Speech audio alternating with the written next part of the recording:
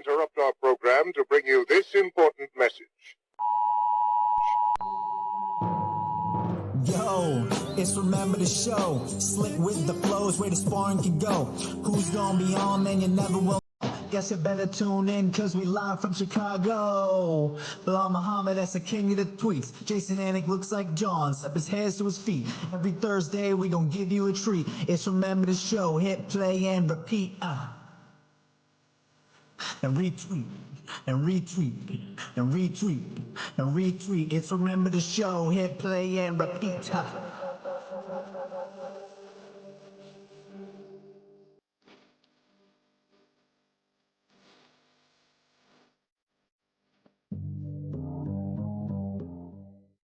Oh, what's up, everybody?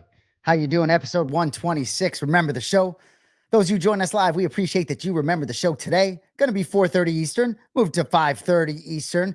You're looking at the UFC's #1 welterweight contender, my boy, Belal. Remember the name Muhammad. My name is Jason Anik.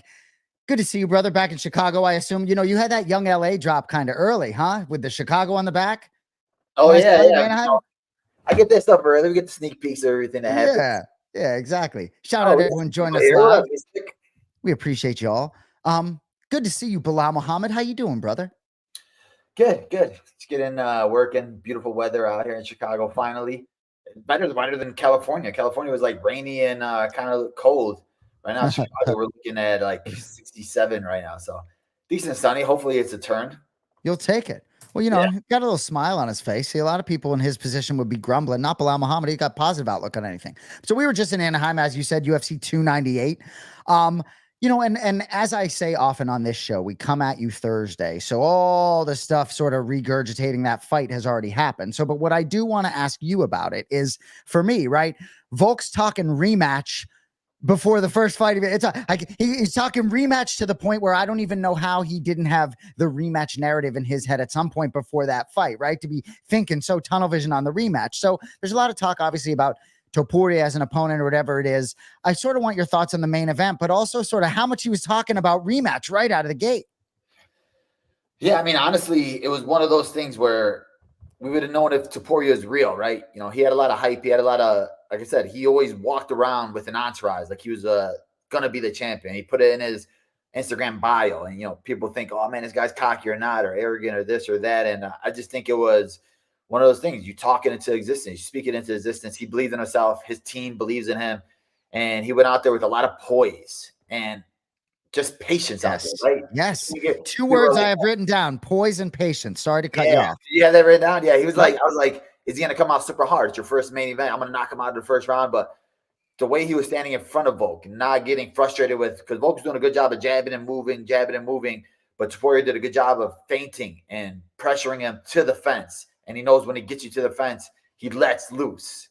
He knows there's only a couple ways you could go, right? Because if you lean back, the fence is back there. So you can only go left or right. So that's where he sets you up with his big hooks, either hook to the body, big overhand right, overhand right, hook to the body. And, I expected Volk to be smarter than that, to not fall into that trap, right? But Topuria is just so good with it. His movement standing in front of you. And I think Volk was starting to get that confidence, right? We saw him smiling a little bit in there. All right, I'm landing my jab. But just even with his defense, even the first round, where I'm seeing him pull a little bit. I'm seeing him drop his hands a little bit. I was like, I feel like Topuria is going to be able to set something up with that. And he got him, man. And it just shows what kind of power he had, right? He put him out with one shot. It's we talk a lot, obviously, about the main event, and it was a great card, but this championship fight had a lot of stakes. And when I look at Alexander Volkanovski and sort of his history, whether you think he came back too soon, whatever it may be, the idea, Kenny Florian talked a little bit about this on the Anik and Florian podcast, about sort of just looking at this guy Topuria maybe as another opponent and not necessarily maybe being of that mindset, like, this dude's coming in here to kill me. It's kill or be killed. And I'm not just going to have my fun on the feet and do my thing and maybe look like I'm sort of piecing him apart. It's like, this isn't the Korean Zombie at the end of his career. You know what I mean? It's a different beast. And this kid just turned 27. So I don't know. When you look at Volkanovski, an all-time great, sort of back-to-back, boom, boom, where do you look at him right now? How do you see the one of the all-time greats in my mind? I mean, I still consider him an all-time great. It's just one of those things now where you need your team around you to, I think, put the brakes on a lot of this stuff, right? Because when you get knocked out, you want to get rushed right back into it. You're like, he just called me. That's all it was. I'm still this monster. I'm still this beast. I still could do it. I could go out there and beat him. But he needs his team to be like, yo, relax. Maybe let's take a year off to fully heal. Because who knows, if he would have went out there and won, all right, well, he didn't come back too soon. But he didn't. Right. He got knocked out again. So now it's back-to-back knockouts. One of the knockouts was to the pound-for-pound king, and another knockout is to a hungry lion that's on his way up, right? We've seen him fight these guys. He had 3 fights with Holloway. Then he fought Yair. Then he fought Korean Zombie, all at 145, and they're all like dominant victories. So in his mindset, I felt like he probably went in there thinking, I dominated everybody at 145. There's nobody really that did anything to me, so I'm going to go in here, dominate this young kid.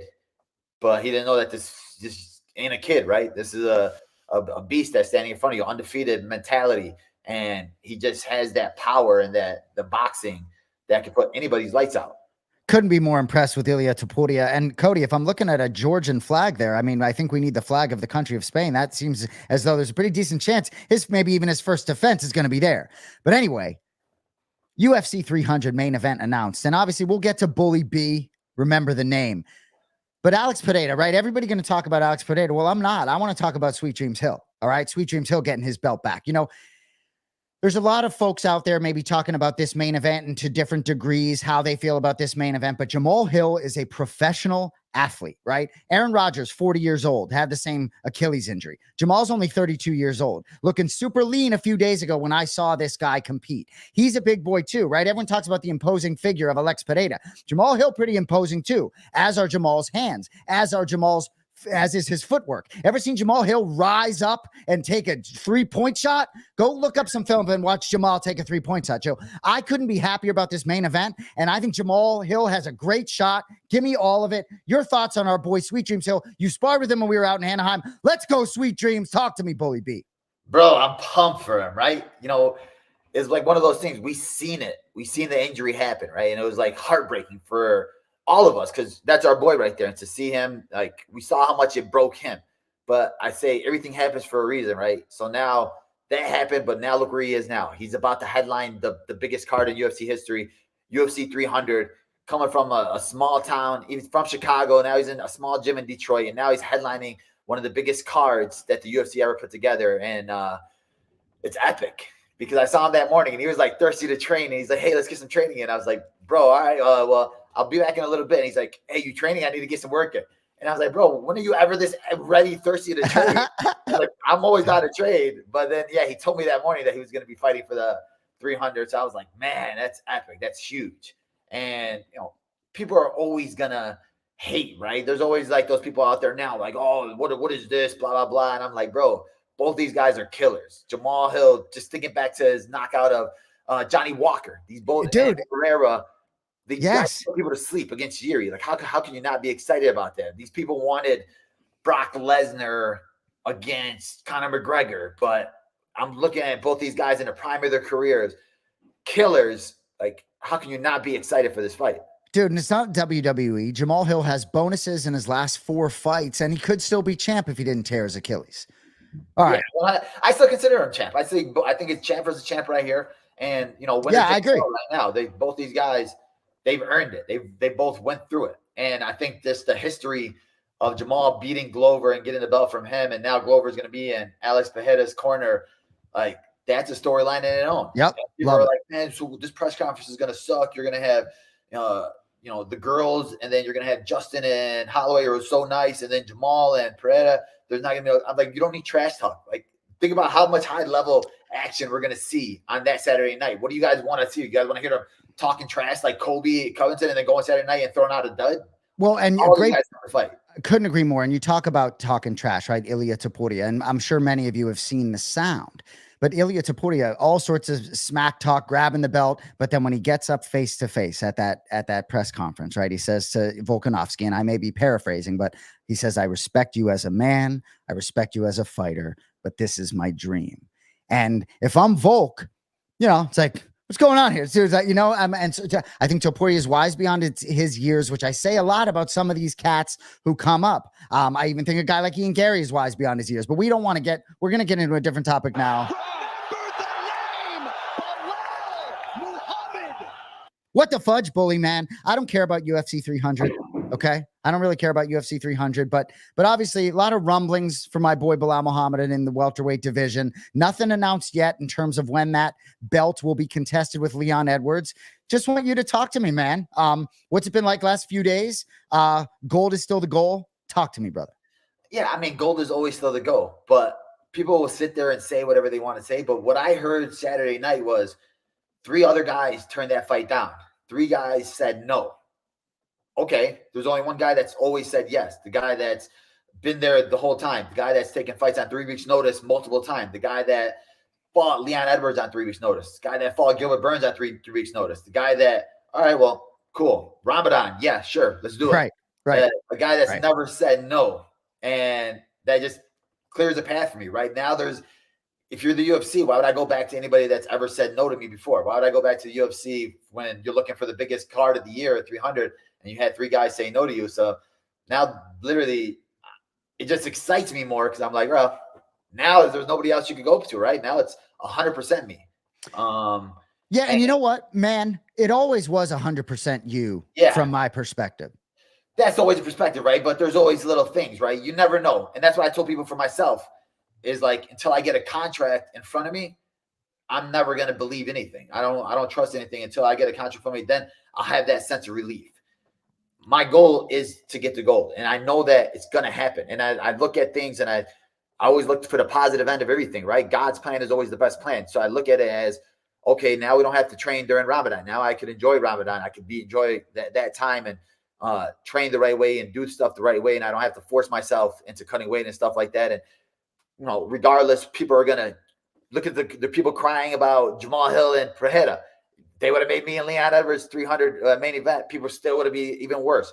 So I think it all happens. And it's all putting the chess pieces in order for me to get the spot that I deserve and that I've earned. And there's nothing else that's going to stand in my way, because at the end of the day, it's like, I want it so bad, right?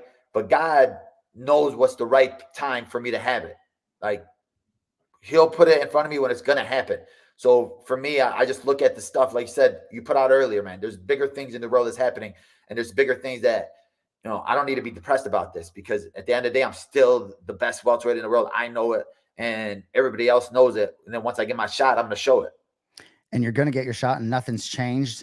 We got a game show tonight. Oh, and this may be the most powerful couple in mixed martial arts and all of mixed martial arts. Callum Walsh, I've had the pleasure to get to know on the extra round sets. For those of you who don't know, 9-0 as a boxer, King Callum Walsh, going to be fighting St. Patrick's Day weekend in his new favorite city, New York City. And Baby Shark joins us. You all know who she is, UFC fans.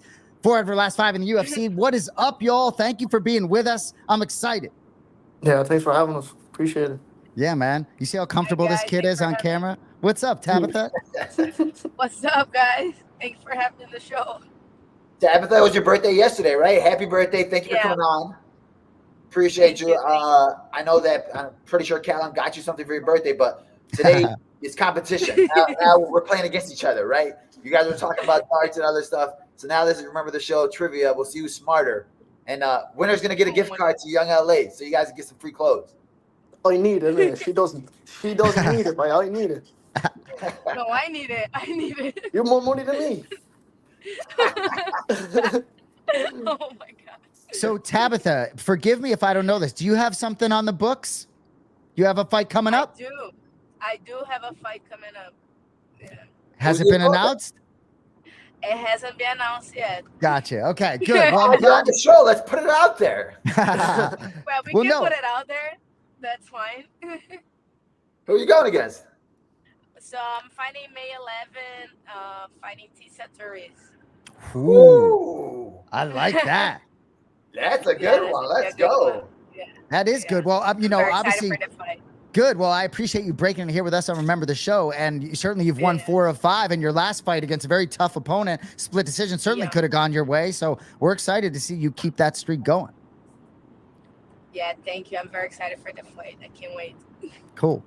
We were talking to Callum in California, and he was saying, you know, he's doing a little bit of jiu-jitsu with you and learning some stuff. Like, you think you got a shot on the match or what? Like, are we going to see him in the UFC cage? Well, hopefully just here in the UFC after he finished his boxing career. We have been playing around some jiu-jitsu when he's out of camp.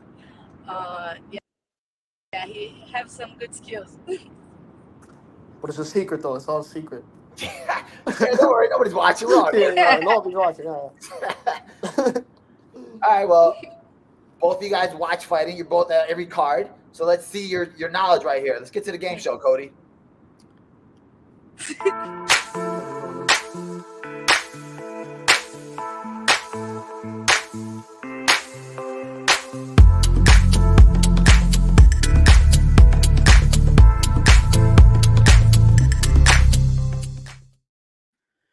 So Belal, we may need to, give Tabitha, we got to keep her safe here. Looks like she's operating a motor vehicle. Yeah, she's on the phone while driving. Yeah. She's driving. We got to keep her safe. Fine, I'm used to. All right. So we'll go easy on you. Well, I don't know if Callum will. That's up to you guys. But so real simple on our show, all you have to do if you know the answer is say bully, right? So if you know the answer, say bully. That's Belal's other nickname.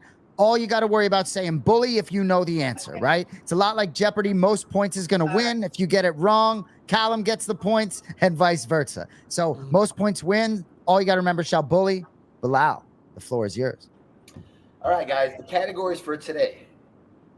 First category, face mash. So these are two fighter faces put together. You got to tell me which two fighters they are. Second category. Oh, my God. What's the nickname? We had a card this weekend in Mexico City. Every single fighter on that card has a nickname. You got to tell me what the nickname is. These are easy ones. Who's that kid? So this is the kid version, AI version of fighter/commentators. You got to tell me who that kid is. They're funny ones. Neither one of you guys liked it. I got them from Theo Vaughn. Neither one of you guys liked the page, so I'm hoping that neither of you guys saw it before. This is a new category. It's legend, Anderson Silva. You got to tell me about some of his stats, legendary stats that he's had in the UFC. Most takedowns, most strikes. If you guys come close to that number, whoever gets closest gets the point. Don't worry. Bully will help you out with hints. We got you we guys. got a lot of hints. Tabitha, you're here first. It was your birthday, so you get to pick the category first. But both of you guys can say bully if you know the answer. Oh, my God. Okay, who is that kid? Who's that kid? Let's go. You know the answer, say bully. Oh, my God. What? Former champion. Yeah, I know her too. I just can't remember the name, but it's gone blank. Bully. Don't know why. Tabitha. Joanna. First name's Let's enough. go. That a girl. That a girl. Come on, Callum. I know, but I just couldn't remember her name. It's all right. That was the worst thing. I knew it. Yeah, you got it. Let's go, Tabitha. Points go to you. You pick again. Yeah. I pick again. Yeah. All right, same one. Same one. There we go. Who's that kid? Oh, that's an easy one, man. Bully. Callum. Oh. But does she get to go first? Because she picked it, no. No, you got it. You say bully. You Are get these, it. No, Are you these say AI bully, so you are go. these AI generated? Because the kid has a mustache. But Yeah, I get it. is that Marab? Let's go. There we go. Yeah, with a mustache in the kid. I'm pretty sure Marab came out of his mom's womb with a mustache. Yeah. So You're now I up, get to Callum. go. Now you pick. Give me a face mash, sure. Face match. So these are two fighter faces. Oh my God. You got to tell me which two fighters they are. Oh my God. Bully. Tabitha. Florian. And who? And who? There's two Yeah, who else? fighters. Oh my God. You can wait till you get to a light. It's all good. You're fighting May 11th. We got to keep you safe. It's crazy, man, because it just looks like one person. Topuria was the first one. She got half of it. It's throwing me off because it's just one face. Like, you know what I mean? This fighter is also a featherweight. Florian and Volk. And come on, Tabitha. I Volk got is balls, it. folks. Wrong. Volk is balls, folks. Topuria balls. and Oh my God. Yair Rodriguez. Points points to the king. Doesn't eat the hair. It's just weird because it has like one face. You know, it's just like they're mixed together. I Yep. thought it was gonna be like half and half. Yeah. Points to the king. You still got control of the board. All right, you get the points, Callum. She got it wrong. Yeah, I mean, who's that kid again? I suppose. Yeah. Who's that kid? Let's go.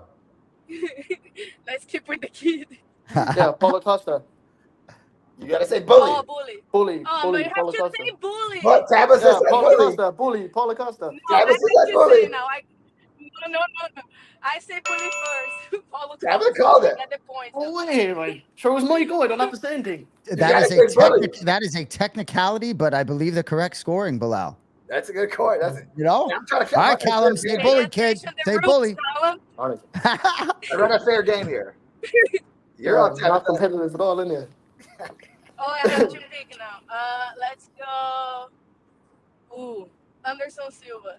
Anderson Silva. Okay. How many wins has he had by knockout? How many wins? Both you guys could guess a number. Whoever gets closest wins, but you can't go over. Bully. I'm just gonna say like You go. I'm just gonna say 20. 20.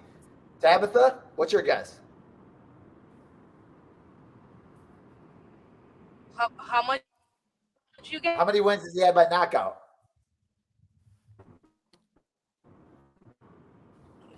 Guess a number. It's tough. That is tough. Sorry, Don't know how many fights he Callum. had. Callum, what did you say? What number? Don't worry about it. guessed Just guess a number. 20. What's your guess, Tabitha? All right. I would say 10. 10? What? 22. Ooh, Yeah. wow. Yeah. Good guess. That Shit. I knew it was That was 20, but I tough. just couldn't remember. So I just went for 20. All right, there we go, Callum. Now we got a tie game here. You pick now, Callum. All right, you go. You go. The nickname. Go on, we'll chance that. Go on, nickname. Okay, nickname game. Oh my god. These are easy ones. Brandon Moreno. Oh. I don't know. I was just adding last fight too. all right, I got a hint. I got a hint for you. The first word is the. The. Oh. Why can't I remember this? Like, Bully. Should we give him? Yeah. that's a bad one. That is Pretty a good bad one. nickname too. The Assassin That's Baby. Yeah, I should remember that. Oh. And Yeah, Callum, in a couple years, you'll know all this shit. You could be it sure. was casual, right? Casual. All right, Callum, you pick again. I pick again. Yeah, who's that kid? I'll just take another point there. Oh, this is a good one. What? Oh, bully. Wait. It can be. Tabitha said an bully. answer. Yeah. Grasso. Tabitha. No. Give me. I say bully. Grasso. Grasso, I no. already say first. Callum, what do you got? Bully. No. It's, He gets the, the po- it's the reporter. What's the name? Yep.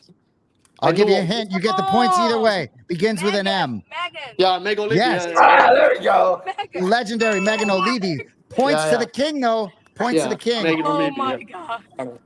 Tabitha might have thought it was just fighters, but it is what it is. Moving on. That Well, was Anderson I nice. thought it Silva. was just Grasso. fighters. I'll take Anderson Silva again. Anderson Silva, okay. It looks like Grasso. It did. How many wins by submission? How many we get? Both of you guys have a guess. Number. All right, I'm gonna guess 12. 12? I don't know, but it's gonna Oh. choke.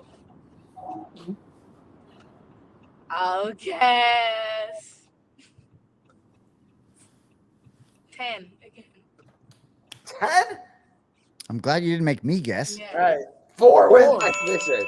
Only 4, man. I'm surprised. Yeah. I can't believe only 4. All right. Good ball game. Wow. Tabitha gets I it. can't believe that. All right, so I go.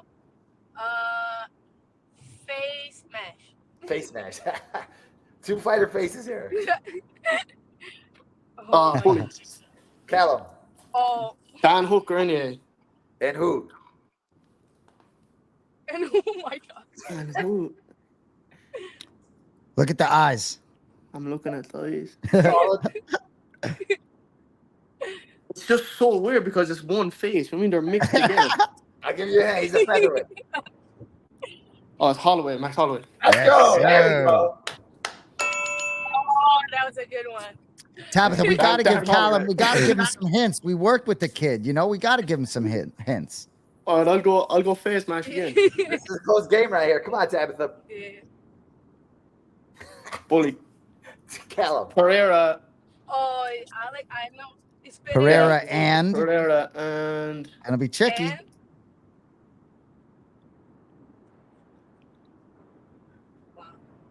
Tabitha, do you know? it's like a Chinese Pereira. I know Like. it's Pereira, but So Chinese Pereira. They mix the features together, like, so they don't just do half face. You know what I mean? They mix the whole features. exactly. Yeah, they're one Which is person. why your girl just got the points. Right, Bully? Count them down. 3, 2, 1. And come on, Callum. Together. I say Pereira first, sure. It's two. Pereira and Pereira, Shavkat. Shavkat, Oh, that was so Rakhmonov. easy, right? When you get the name after, it's so easy. Oh my God. Tight game. Nice game here. It's a close game. That's the worst when you get the answer after. You realize how easy that's going. You're up, Tabitha. All right, good nickname. Nickname game. Okay. Brian Ortega. Main event this weekend. Come on. No idea, man. I don't his either. nickname. Really? You don't know at all. Oh, no idea. Really? It starts with a T. You don't have idea. I don't have idea. Well, Oh, no idea what it is. T-City. There we go. See that? I'll give you guys hints. You guys get it easily. Yeah. Oh, she got the lead now, Callum. All Come right, on, what's up? get the nickname again. Nickname again. Yair Rodriguez. And I don't know anybody's nicknames for it. I actually don't. Not That's his one category. That's one thing I never pay attention to is nickname. Ooh. I have no idea. No, now, I so. don't know this one. So I get the points for because she doesn't know, do Yeah, no points awarded. No points awarded. No guesses. So, we? I uh, have no idea. guess? so nobody get points. Antera. Nope. Antera. Anybody's Come game. on, guys. El Pantera. All right, pick again there. So time now.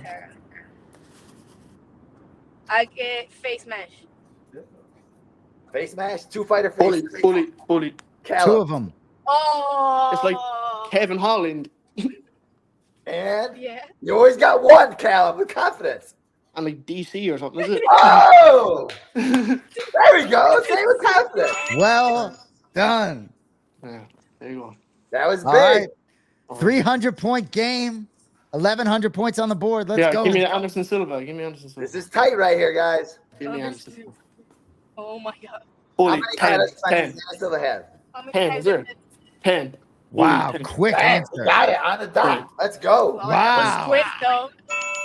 That was on the dot. Wow. All right, give me Anderson again. I'm impressed. Give me impressed. Anderson. Tabitha, you need both these answers. Yeah. Career Takedowns. takedowns. He knows a lot. Carry takedowns. Career takedowns that he had in his In career. all the fights, like full career taking. Or Full UFC pro career. UFC UFC career. career. Whoever gets closer wins. Bully, give me like, I'm gonna say like 50. 50? I would say 6. No. 6? I would say 6. Tabitha got it. Let's Oh go. my God, give me the answer. It was 3. Oh, that he took, that he got taken That he down. got takedowns. Oh, I thought, sorry. I Oh, had That's that that it? all takedown? That's it? That's only I had had that 3 all- career takedowns. I had that all wrong. Wow. That's me. What does career takedowns mean? I got all. How many times No. he took somebody down? I In thought the his same career. thing. I thought what you thought, Callum. I might have said more than you. Oh, how So many he got taken down? You thought he had He only three took, he only All right, last one. down 3 people in his whole career. Yeah, 3 times, yeah. I'm surprised too. Yeah. In that's why I every looked at it, I single was like, round of there's no every way fight, that's- he only had 3 takedowns his whole career. Yeah. I mean, he knocked people out, but yeah.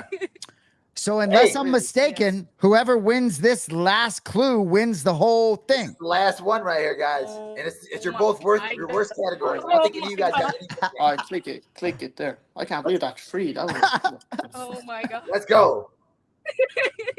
yeah, raw dog. Raw dog. Oh! Yeah, boom. Give me that one there. Raw dog. Oh my God. So you Give me that's that what gift they card. give innit? me. I'm going Let's get Raw Dog. fucking shopping. Your There's winner, a treat You for know you. this one. Raw dog. That's what I knew. That's what I knew. Raw dog. That's what I knew. Man. There's the real raw dog. Wow, how do you do that? That's the That's best the real championship raw dog. speech on the show without a speech. Congratulations. That's the celebration. Oh, stop. I can't believe that Anderson Silva one though. 3. Yeah, that is so was crazy. When I saw it, I'm like, oh Yeah. man, I got to make that a question. I couldn't believe that. So Yeah, before that's we great. get you guys out of here, I just want to ask you guys, and Callum, you can answer first. So in last November, you guys were both fighting like a few days apart, right? From each other, right? In New York, right? Isn't that accurate? Yeah. So Belal always thought, like, when Belal's brothers are around during his fight week, like, apparently they're like so nervous, like, you don't want to be around his brothers. And it's like, it's always a navigation. So for you guys, and Callum, you can answer first, like, what was that like for you guys where you're both competing? Do you know, I'm sure you have different energies as you lead up to your fights. Talk to me about that week and what the energy was like for both of you. Yeah, no, it was fine. We were both just doing our own thing. Like we were both, like I was with my team cutting my way, she was with her team. We weren't staying at the same hotel or nothing. So we weren't really seeing each other that much. We were just talking. We were both going through the same thing. But you know what? To be fair, I wasn't even nervous for my own fight. I was just thinking I was more nervous for her fight than I was for mine.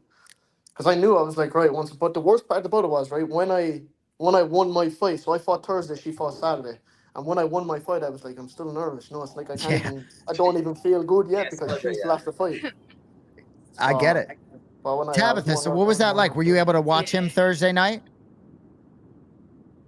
No, I was not able to watch it because I was doing my weight cut and I have to, have a good sleep to wake up for Friday morning fresh. So yeah, I could not watch it, but I was very nervous watching from my hotel room. So yeah, it's very cool for me because we had the camp together. So it was cool going through diet, ice baths, hard training, running. So that was pretty nice. But for his next fight, I'll be there for sure. I love it. Well, you guys were great. We really appreciate you both being on. Bully B, you got anything else for him on the way out? Appreciate both of you guys. Callum, I'll get you your gift card sent to you in your DMs. Have fun with this. Sorry, Tabitha. Happy birthday, though. Maybe he'll spend something on you. Yeah, Hardy, I'm keeping that. Hey, for myself, right? Callum, you're gonna be in. Do you share the belt when you win it? No, you don't give it back to your opponent. Yeah. No. Hey, you're gonna be in Miami or what?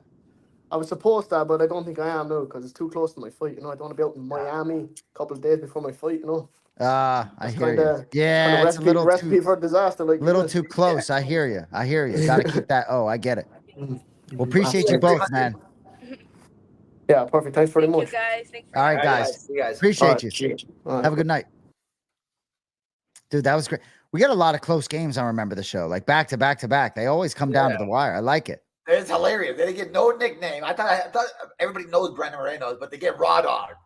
I know. Well, and then of course the visual, which can't get enough of. So I just want to jump back real quickly to, by the way, how about breaking news? Her against Tisha Torres. That's a Great big- fight. Breaking news on Remember the Show. Gotta love that. She had won 4 straight and lose a split decision to Lupe Godinez. So certainly a chance to get some momentum back against Tisha Torres. Tisha Torres married to a champion, Raquel Pennington, if I'm not mistaken, right? I was going to make that a category. I was going to put like other power couples in the UFC. That's a great category. On there, yeah. So back to Bully B, right? And so I guess I'm bringing this up, and you might not know I'm going to talk about this, but it's like Sean O'Malley. So much discussion about who he's going to fight next. It's like if I'm Cheeto, I'm just like, isn't this great? I think he's fighting me next in a couple weeks, and as if it's just a foregone conclusion that he's going to get through someone he's already lost to, right? Now, I'm not making any picks on the fight, but I say it in the context of you, right? That regardless of any of this noise, and I know a lot of it was noise, Islam wasn't coming to fight, all that. But in a hypothetical world, right? Let's say something did happen with Leon Edwards at 300, right? I'm just curious correct me if I'm wrong. The next time you make a walk to a cage of any sort, it's going to be for the UFC's welterweight crown. So certainly if they had done something at 300, we would have been barking on the streets, Team Muhammad, whatever it was. But inevitably, am I wrong that it doesn't change? The next time you make the walk, the belt is going to be on the line and they're going to have gold and black fight kit in the back ready. Yeah, I mean, 100%. That's what I'm fighting fighting for gold. Like, that was literally the biggest lead up to the Gilbert Burns fight. You take this fight, you're next for the title. And yeah, I mean, if they would have did something else, like I would have fought at 300, even if I wasn't on the card, because I would have, like, whenever he's walking out, I'm jumping over the railing and I'm freaking tackling Leon Edwards. We're fighting. And just talking about Sean O'Malley, like, you saw him today jogging. And the thing is about what real champions are and guys who understand the business of it, like, you're talking about your next fight, you're talking about the build up to it. And even with him, he was like, you know what, people want to see me knock out Merab, so I'm going to knock out Merab right now. And like, he understands it, right? It was always, even with Volkanovski, after he beat Yair, he hopped out and he got into the face of Topuria. Yep. Adesanya always gets his next opponent picked out. But I think with our division, Leon Edwards doesn't talk. He's gun shy with everything. He doesn't say a word, right? He doesn't go on social media. He doesn't do interviews. So I think it was more so Dana White trying to hype him up, like, hey guys, let me do my promotion. Hey, this guy's a beast. He said yes to 3 different guys because Leon Edwards can't sell for himself. So Dana White's probably trying to hype him up. He's the best promoter in the world, to hype him up to be this crazy champion that said yes to 3 guys. He didn't say yes to Billy B, right? Even it didn't happen, because if it did, then that would be 300. If they really wanted him on 300, they know they could have just hit me up and it would have been 300. So I think it was more so, bro, let's try something with this guy to get him into the public eye, or talk about him, or make something happen with him. So let's say, hey, he said yes to Brock Lesnar, and Brock Lesnar turned it down because he was afraid of Leon Edwards. Yeah, bro. That's how I see it. Say no more. And Cody Merrow, our producer in the chat, is saying exactly, sharing every one of your sentiments. And for those of you, I encourage you, again, go back and watch round 1. Bilal, Leon, just go watch it again. And that was a long motherfudging time ago too, right? A long time ago. Bilal gotten a lot better since then, but long time ago. And just go watch that round back. Is a lot closer than you think. I'm not suggesting, right? Because like, anytime I go to a fight, the best part about it is when I have random people come up to me, where I have like Mario Lopez. Hey, when are you going to fight for the belt? It's like, even with the video I did where I had like Andrew Schultz, all these guys, hyping it up at the end. Yep. Bro, they were like, people are coming at, oh, you spent cameos. I'm like, bro, none of them are on cameo, you clowns. But I'm like, the fact that they're willing to do that to help me, it just shows that I have a group of people around me that are supporting me. And it meant the world that they're all like, yo, here it is right here. Andrew Schultz just had a kid and he was like, oh, here goes, let me get it to you right now. And it was like, why do we need to do that for? Like, you should be, aren't you? It should be no question that you're next regardless. And I was like, yeah, I just want to do it to hype it up, right? To give it some push, because I understand that you still need to get some push. And if I have big names like that helping me push it, obviously it's going to get more momentum going with it. So when I have guys like that, we're like, yo, hey, yeah, you're next 100%. Like, that means the world to me, because real ones, real fans, real people that watch the sport and understand the sport, they know there's nobody else but me that deserves it and that's next. Feels so inevitable to me. Anyway, so I'm going to move on to this. And this was my topic that I picked, because Kenny Florian had me thinking a lot about this, because he said, when Ian Gary called out Colby Covington, he said, Ian Gary has sort of become a heel, but it's not really his way, right? He'd much prefer to be beloved by the people. And so put yourself against Colby Covington, maybe you are beloved. And so I think about guys like Aljamain Sterling. I think about guys like Bilal Muhammad, right? Who are really nice guys who have accomplished great things and are not heels as humans, right? So it's like, what I'm asking for you, like, at this point, don't we go like full heel Muhammad, like, right at this point, like, what are, maybe we just go full heel and we go visit Chael for a little bit and just flip this thing around. Man, it's just hard to go heel when you can't swear, right? I don't curse. I know. No, that's like, really true. But it's like, it's the funniest thing, because like, I'll talk to my boy Ian Laros all the time, and Ian Laros is like, bro, it doesn't make no sense, the hate you got for, and like, you're like, if people see you and meet you in person, and like, when we do meet these people in person, like, man, you're the nicest guy in the world. It's so cool. And, people just don't realize it. But for me, it really doesn't matter, right? Because I don't need to be a heel to get it. I earned it by my work in the cage. And you look at a guy like Ian Gary, where I felt like, people understand when you're trying too hard to do something or be a certain way, or you want to get this love from the people for a certain way. And I see it with a lot of fighters that I tell people, or I'll talk to, Jared or somebody, like, oh, look how much this guy wants. He needs to be loved that bad. He wants the fans to like him. So they'll put out certain things, even with like a guy like Sean Strickland who acts like he doesn't care and he'll say these, but he knows what he's doing, right? He's coming out to the audience and he's saying certain things because he knows it's going to attract that culture of fans that we have in the UFC. But for myself, it's like the people around me, the people that know me, those are all the people that I care about. I don't give me all the hate you want. I don't care about you. You never met me. You never had a conversation with me. So my family and real friends, those are the ones that I do it for. So I'm not going to sit there and be fake or be a fake persona when I know at the end of the day, it's like, I'm going to keep winning. At the end of the day, there's nobody that's going to beat me. And I don't need to talk or say anything that's going to affect me in any way or affect the people that I love in any way, because I have the respect. I had that type of honor that I'm going to keep withholding. Great stuff, all of that. And, there's a lot of different circumstances, right? Like Jamal Hill had a lot of finishes, but then he didn't finish his championship fight. If Jamal Hill had put Glover Teixeira to sleep, he'd be a bigger star overall right now, right? If your finish on Sean Brady was your sort of title eliminator in the same way Gilbert Burns was, who knows where your star is? So there's a very interesting thing with finishes and how things bubble up.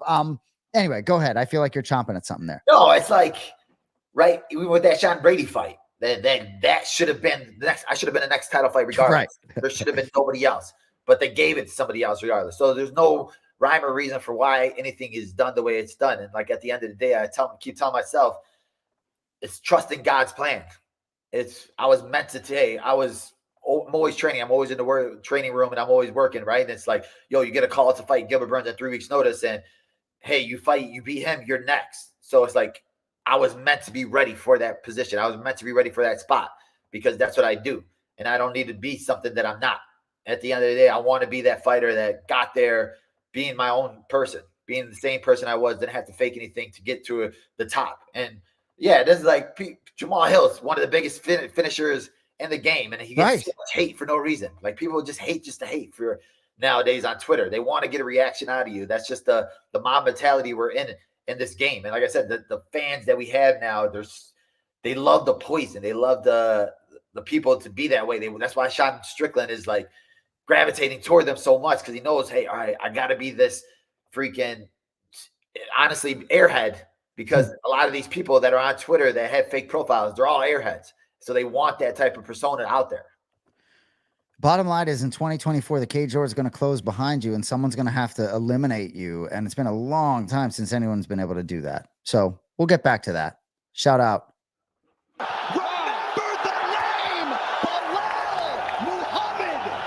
Oh, that button. I'm going to start cursing here, but I will say before we get to Bix, you nailed it though, in terms of why you can't be a heel. So I'm glad you understand that. I'm glad you don't curse, but yeah, you can't be a heel unless you can drop whatever. When I try and pull back on this show and say fudge instead of, it just sometimes loses a little juice. Anyway, let's get to Bully's Bix.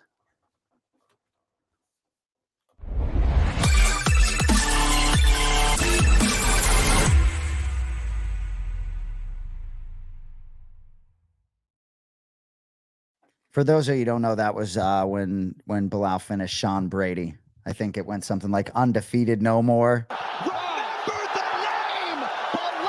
And he was hopping out of the cage. Sorry. That's the guy on my sweatshirt. Come on. We only got a couple for you, these Bics. So main card 10 Eastern, Mexico City. Co-main event, both rematches. I love it. We're going to get right into the co-main event. Yair Rodriguez, Brian Ortega. So Yair minus 155. I see Ortega plus 130. So Brian Ortega, T-City. I was a little unsure at first about that nickname, not gonna lie to you. But I knew it before Cody typed in the chat. Come on, Jay. Hasn't made the walk since that TKO loss to Yair Rodriguez, albeit that was due to a shoulder injury that was back July 16th, 2022. Certainly some credit, though, for Yair for emerging victorious that night. He was in the position to sort of have that injury happen. I don't just flush that down the toilet. So hopefully this Saturday night, though, we do get the fight that we wanted to see. Nobody can forget Ortega's previous fight out when he almost choked out the unchokable Alexander Volkanovski. But think about it, those are a long time ago, both of those circumstances and events. Now back trying to climb his way to the top in the featherweight division. I like the new blood. Frankly, I love Volk, but I love the new blood with Topuria, the Spaniard. But not a lot of fights over like the past 5-6 years for Ortega. And he gets Yair Rodriguez, who actually is active now, who's battled a lot of injuries and at times not been as active, fought twice in 2023, right back here, February 2024. did lose to Volkanovski July 8th of last year. Very curious for you to look back at that fight a little bit, but that was third round TKO. A lot of people, me included, and I know you gave Yair a great chance that night. Sure, Mike Valley certainly did. Mike Valley's there, by the way, in Mexico City, yes? Yeah. So co-main event, fascinating. I know you got a lot of ties, spent a lot of time with Yair Rodriguez. I'm super excited for these last two fights. Card should be pretty good too. First, Bick, talk to me, Belal. Yeah, I'm excited for this fight. Honestly, I'm more excited for this fight because I know if Yair wins, I think he has a huge opportunity to fight Topuria next. Like the bad blood they have with each other, it's huge. And I think stylistically, it's a good matchup for him. And I thought that when I'm looking at Topuria, his boxing mentality and the way Yair kicks, and we saw Volk even trying to come out with a lot of kicks early in that fight. And I was like, Volk was landing some of his kicks. Yair's kicks are the best kicks in the UFC. So those kicks would land perfectly on him. But you got to get through, obviously, Brian Ortega first. Thing about with Ortega is, man, like you said, what has he had? 3 fights in the last 5 years? It's crazy. Yeah, I know he's had a lot of injuries, and when you look back at that fight too, people are going to say whatever they say, but Yair caused that injury, right? He went for the armbar and he pulled it. Stuff happens in a fight. It didn't just happen randomly. Yep. Yair caused it. So agreed. I think for a guy like Yair, who I think he did have his moments in that Volk fight. There's a lot of highlights that I go back and I rewatch, and it's inches away from landing a head kick on Volk, and it was just 1 second away, and people forget about the headbutt that Volk hit him with before the TKO. And it's Yair has a chin. Yair's tough. He doesn't just drop. And I think now with this fight, it's going to come down to if Yair could use his angles, get to the sides, and not get taken down. I don't want to go to the ground with Ortega at all. Ortega's takedowns aren't the best. Ortega likes to brawl with you guys. I know he said he had a rebirthing, but I think Yair's kicks are going to be a little bit too much for him. For a guy like Ortega who could take a beating, I think Yair's going to try to kick him to the body. And you kick him to the body, the head will fall. I think I got Yair here with TKO finish, especially in Mexico City. The high altitude is different up there. Yair fought there before, so he knows what it is. He's been training up there this whole camp, and I'm excited for it because I feel like his mentality this week is he's pumped because he knows how big this fight is, and he knows that he can jump right back into the title picture right away. I like it. And I will say, right, it's interesting. I'm sure for a guy like that, even if Volk had won, I think Yair was not done with his championship opportunities. You know what I mean? And so for a guy like Yair, while there is new blood, I still think it would have been open for him at some point down the road, even if Volk had reigned. Whether it's it opens the door right now that there's a new champion, and then you got Holloway up fighting Gaethje. It's what if Holloway loses to Gaethje? Does he just come down and automatically get a title shot? Great question. And no changes. And if he wins the title, why would he come back down? Why wouldn't he just stay at 55? Because Justin's for the 55 title. So it's that changes everything with Max Holloway against Justin Gaethje. So at 145, I think the winner of this fight is either number 1 or right next to Evolov as the number 2 guy for that division. You bring up Justin Gaethje's name. I assume he didn't get to play quarterback at all in that celebrity game. No, but man, we were warming up, dude. You see that dude throw a football? He was literally doing backflips off the stands. I'm like, bro, how is this guy that athletic? It's crazy. Go watch Justin Gaethje throw a football. Unbelievable. The main event of the evening, Battle of the Brandons. Not Brendan, both Brandons. Moreno versus Royval. Moreno, what do we got now? Minus 290, Royval plus 235. Filling in for Amir, right? Royval, short notice opportunity. So former flyweight champion Moreno got the better of this matchup when they faced about 3.5 years ago. That was November 21st, 2020. TKO, very end of that first round. That was UFC 255. So Moreno has become a massive star and an elite fighter. Won some championships, fights, lost some. Doesn't even matter. This guy just feels like playing with house money, making a lot of money, playing with some Legos, got a beautiful wife, girl, whatever it is. Nice life for this cat right now. But so last time out, tough split decision loss to Pantoja. I did think he lost the fight. That was International Fight Week, July of last year. So if my research is accurate, this is the first time Moreno will be fighting in Mexico since September of 2019. And you think about 5 years later, where he was then versus how he is now. I mean, this is going to be fun. I couldn't be more excited. What's that? Was that him against Sergio Pettis? I think it was. See, that steel trap over there. Belal probably could have told you that without even doing any research. But anyway, gets Royval here, who lost his championship opportunity at the hands of Pantoja. Looked tough. That was back December 16th, so obviously a quick turn. Before that setback, though, Raw Dog, I'm never going to think of Raw Dog the same after the visual that Callum Walsh provided very shortly after answering that question. I'll never think of Raw Dog the same. But before that, Royval had won 3 straight. Feels like both these guys are in their MMA prime. You know, regardless of the age, I feel like we're getting 2 fighters really at their prime, 30, 32, 31, respectively. Vegas leans Moreno here a little bit. For Royval, how nice to be able to get this opportunity after losing the championship to Royval to get this guy, a decorated champion in his own right. Another big opportunity for Royval here as an underdog. I know you like both guys, both former Remember the Show contestants, maybe champions. Remember the name. Who do we got in the main event? Yeah, 2 of the nicest guys, right? And if you're Royval, it's like you're fighting. You just had a war with Pantoja, and now you're going against the other former champion that could have even won it too. So, like, I think all 3 of those guys can be champion any day of the week because I think all their fights could be that close. Royval, he was starting to pick it up later in that fight, right? Pantoja had to play the wrestling game with him because Royval's so long and he's so awkward and he has weird power. I think that Moreno is going to have to go the same type of strategy. I think he's going to have to play the wrestling game with him and try to take him down. And we saw it in that last fight where he did take him down and there was a weird scramble and his shoulder popped out of place. I just think, Mexico City, Moreno fighting in front of that crowd over there is going to be huge. I think it's going to be pro Moreno for him. He's there with Yair, and I think he's been out there the whole time doing most of his camp. I think he's going to be ready for this fight. It's just Royval makes everything chaotic, right? Like anything can happen when you can fight a guy like Royval because whether it's short notice or full camp, like you never know what you're going to get with him. He doesn't come out there with, I got to do this specific strategy. He comes out there like, let's create chaos and see what happens. So I think that for Moreno, he needs to slow it down. He needs to take him down, hold him in certain spots. And for either one of these guys, right, Pantoja doesn't have a clear number 1 contender. There's Amir Albazi's injured right now. You got Kai Kara-France, I think, injured right now. You got Manel Kape, who just missed weight and pulled out of a fight, right? There's nobody that's next, clearly. And with the Brazil card coming up in May, they're going to need a main event over there. And I think the winner of this fight could get that fight. So I think both these guys have high stakes. So I think for me, I'm going to go with Moreno. I think it's going to be a war. I think it's going to be 5 rounds, but I think he's going to just take him down. And we saw him a couple times in his fight with Figueiredo where he had slick takedowns and he just held him in certain positions. I think he's going to be able to do that with Royval here. I like it. Kenny Florian, I've mentioned the name a couple times today, but on the Anik and Florian podcast, they do a main event challenge.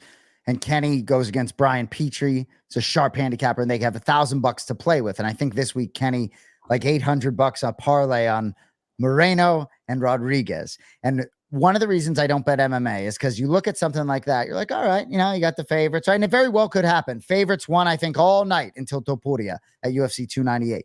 But you look at it's like one of these guys, this is MMA, right? It's like and I said last week on our extra round set, I said, there's a reason why Topuria and Volk is a pick 'em in Vegas. Why Volk is not a big Vegas knows something sometimes. So it'll be interesting to see, but I don't like betting MMA for this reason, but should be an amazing night. I think only 2 fights without a Mexican fighter. So it should be great. And then Miami's creeping 2 weeks from this. It's nuts, man. Yeah, there's going to be some bangers on this card. I'm looking at this card and I'm like, damn, there's some exciting fights. And I think somebody put out there that there's nobody over lightweight on this card. So, it's going to be a lot of high action and a lot of there ain't going to be a lot of gassing on this card. Yeah, that's the truth. Well, certainly Belal Muhammad's not gassing. All right. Anyway. That Merab thing. Somebody told me, like, bro, you saw Merab swim? I was like, bro, that's crazy. Like, he went freaking holding his breath the whole time. I tell you what, though, you can be sure there are people that hold their breath in this world for minutes and minutes and minutes and minutes, right? There's a lot of mental. I don't know if we different mentalities to be able to sort of accomplish some of these things. I don't think it's all lung capacity. Yeah. Yeah, 100%. Anyway, episode 126 in the book. Thanks to King Callum Walsh and Tabatha Ricci. Thank you, Tabatha, for breaking that news. But they both got big fights coming up. And Belal Muhammad does have a big fight coming up. Appreciate our producer, Cody Merrow, at the helm. We'll see you next week. I'll remember the show. Appreciate you being with us. Have a great night. Yo. Peace. Later.